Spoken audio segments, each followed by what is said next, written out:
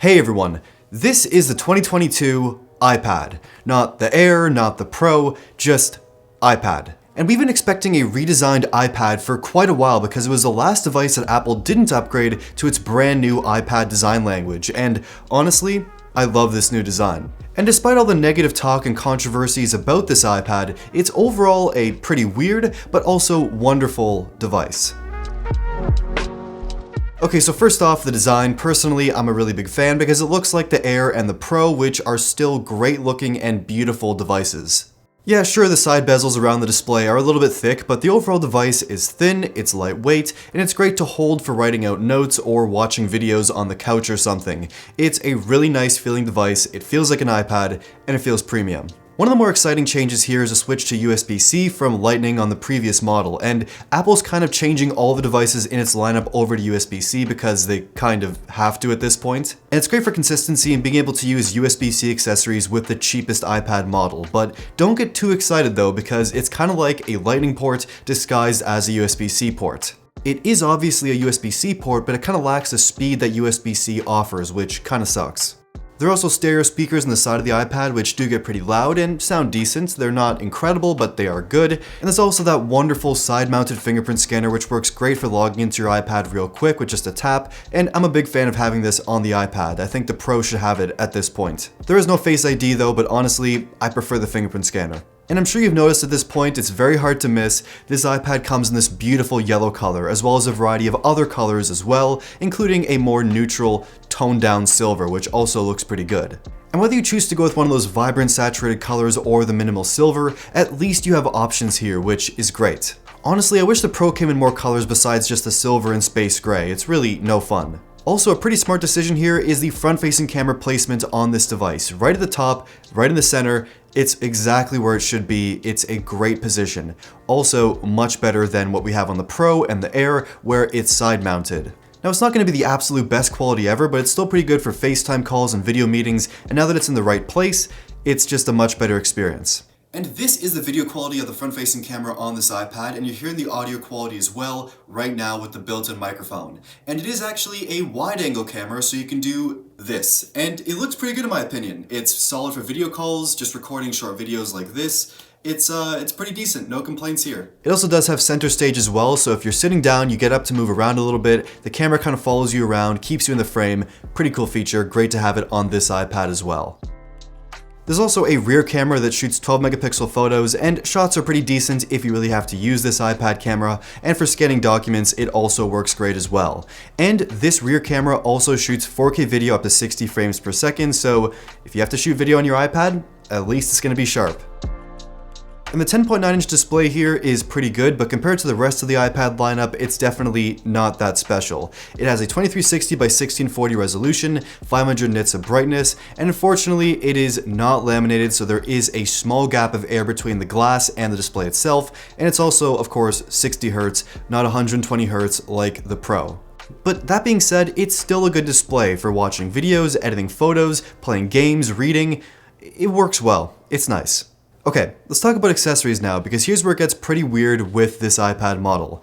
There's a brand new keyboard cover. It's completely new, completely redesigned, and it's kind of like a mix of the Smart Keyboard and the Magic Keyboard. So there's two separate pieces, the keyboard part and the back kickstand cover part. And I actually do like this idea of having two separate parts. It works out pretty well because if you don't want to have the keyboard while you're watching videos or playing games with a controller, you can just use the rear cover and prop the iPad up with the kickstand, which has a pretty decent angle of adjustment in my opinion. And the actual keyboard part, which snaps onto the bottom of the iPad with magnets and the smart connector, is actually pretty good as well. The keys are pretty solid, they're a decent size, they're really nice to type on, great key travel, and a whole row of function keys at the very top of the keyboard as well, which is great to have, especially because the Pro doesn't even have this, which is kind of funny at this point. Unfortunately though, there is no backlighting with this keyboard, but it is what it is.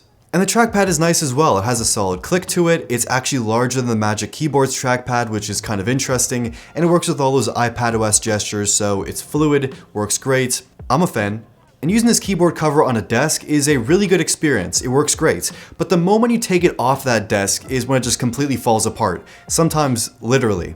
The magnets holding the keyboard to the iPad are really not that strong at all, and also when you put that keyboard cover on the iPad's display, it just kind of moves around a little bit, doesn't really stay closed, which is kind of unfortunate. There's really no clasp, no strong magnets, it's a little bit weak. And also, like, using this on your lap is not a good experience at all. It's a whole balancing act. The keyboard's flopping around, the kickstand's digging into your legs.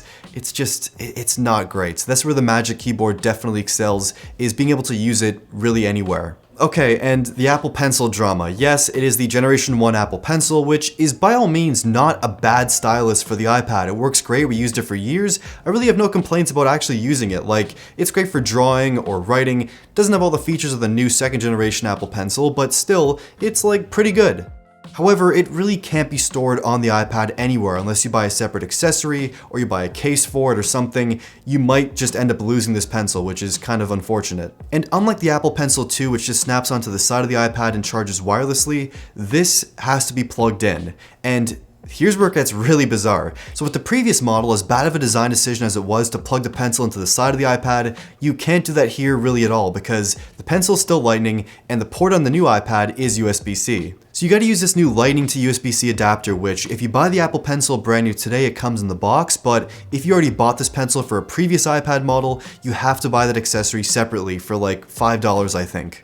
Then you can either plug a cable into the adapter and plug it into your wall to charge, or plug that cable into your iPad to charge. It's kind of confusing, it's really a disaster, it's a mess, but that's how you charge up the pencil. And this adapter is unfortunately an essential accessory because to pair the pencil to the iPad, you do have to plug it in using this adapter. But I mean, if you already have an older iPad, you already bought this pencil, it's one less expense, which is great, but you do have to live with a brand new adapter. So it's annoying. But despite the ups and downs of the keyboard and pencil, they're both definitely essential accessories for the iPad experience at this point, and whether you buy these accessories from Apple or a third-party company, you do really need to get these to have the full iPad experience in 2022. Okay, so that's kind of the design and physical aspects of this new iPad model. There's a lot of good things, a lot of weird things, but that's just how it is. Let's talk about the experience now, using this iPad every single day. What's it gonna be like? So to be honest, I'm still testing this iPad out, putting it through its paces, but so far, it's great. It's an iPad. I mean, for battery life, like we know iPads have great battery life, great standby, and here it's no different. With a mix of usage, I get all day battery with this iPad, like doing lighter things like emails and watching videos, to things like editing photos. It can almost always survive a day or more of usage. It can definitely last a full day. Also performance, this iPad feels fast and can actually handle most things, no problem. It has an A14 Bionic processor inside, which is by no means a slow processor, and it also has 4 GB of RAM. Using Procreate for drawing, making wallpapers, it's a good experience. Now there will be some limitations with how many layers you can have depending on the resolution of your canvas, but besides that, Procreate works well. Writing out notes in Apple's Notes app or Notability, using Affinity Photo for more intensive photo edits, or Lightroom for those lighter edits, watching videos, playing games, it's a good experience on this iPad, and so far, I've really had no issues. And multitasking is here too. Split screen, you can have 2 apps open, have a floating window come in. It's a pretty good experience on this iPad, and so far, I really have no issues with usability and performance. But on the subject of multitasking, here's where the real divide with this device comes in versus the Pro and Air.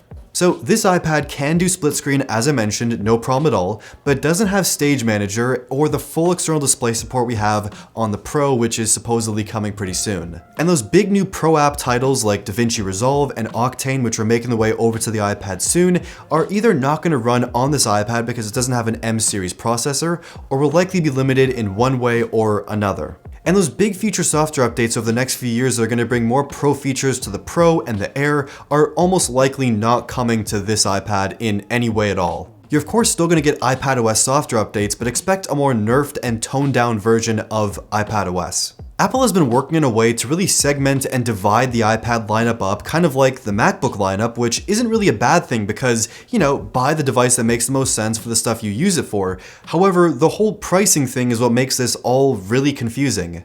So this iPad costs $449 USD brand new. Now look at the prices of the refurbished Air and Pro models, which are nearly the exact same price as this, but offer so much more in terms of hardware features and also software features. And even though they're a little bit older, they're still more future-proof than this device really will ever be. And that's the main thing here. This is such a weird device in Apple's current iPad lineup, but it also does a lot of good things right and things better than the Pro and Air. So I'm gonna make this real easy for you. Here's the bottom line. If you wanna buy this iPad for any reason at all, even just for one of the colors, go for it. It's great. It's a really good device. There's really nothing horribly wrong with it. There's some interesting decisions, but it's overall a great tablet and a great iPad. But I highly recommend checking out those refurbished options available on Apple's very own website or other used sites as well to get better deals on the Air or the Pro. Those might make more sense for you. And I also just recommend waiting if you can, because the iPad lineup right now is in an interesting development stage. It's changing in terms of software and also in terms of hardware. But that's pretty much it. It's an iPad. It's definitely an iPad, and that's never really been a bad thing. So those are my thoughts on this new 2022 iPad, but I want to hear your thoughts on this device. Do you think it makes sense? Would you buy one? Did you buy one? What do you think of this device? Let me know in the comments down below. Like the video if you liked it, subscribe, and thank you for watching.